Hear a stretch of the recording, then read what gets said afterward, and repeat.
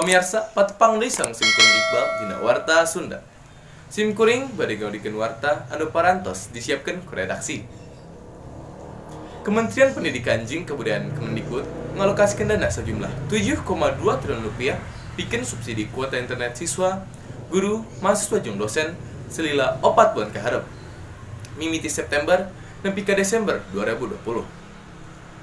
Rencanana siswa bakal menang 35 GB unggal bulan, guru bakal menang 42 GB unggal bulan, mahasiswa jeung dosen 50 GB unggal bulan.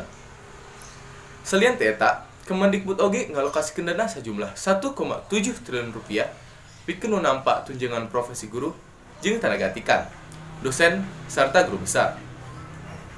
Menteri Pendidikan jeung Kebudayaan Nadiem Makarim nentelakeun di antarekah ieu dilaksanakan lantaran ayeuna pamundut ti mayoritas masyarakat anu ngangluh waragat kuota internet dina ngakses pembelajaran jarak jauh.